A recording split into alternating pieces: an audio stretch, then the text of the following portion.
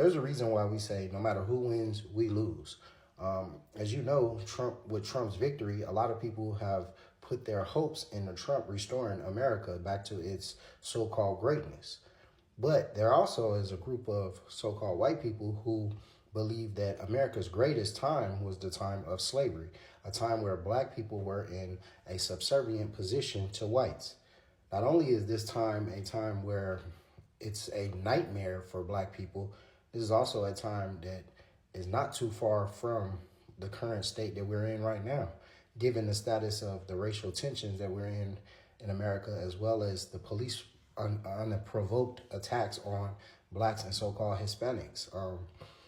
Like I said, there's a theme under Trump's presidency. Under his presidency, we've seen a rise in racial tensions. There's no secret that these type of topics and texts is arising under his presidency because he has racial undertones that guided him to victory in his election.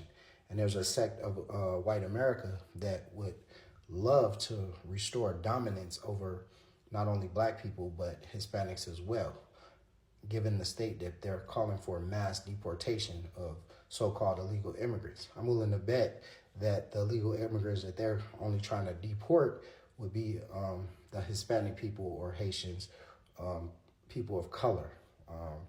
Although there's multiple nations that came in illegally through our borders.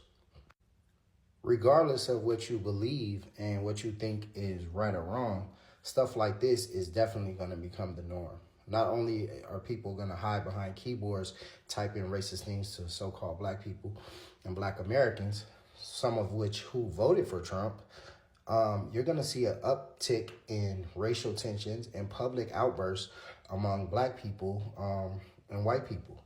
You're going to see, if you're a black person, you've been warned. These type of people are on the rise. These type of people are trying to rub in your face. No matter what political choice you have, they automatically going to assume that because you're black, you wanted Kamala Harris to win. And me as a black man, I voted for neither.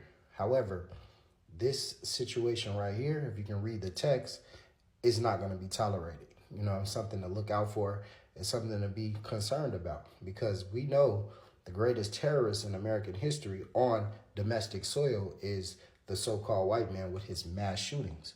So y'all let me know y'all thoughts on these type of messages. And do you think that racial tensions in America during the next 4 years will be on the rise and a potential civil war is at our doorstep? Let me know in the comments. Like, share, and subscribe, please.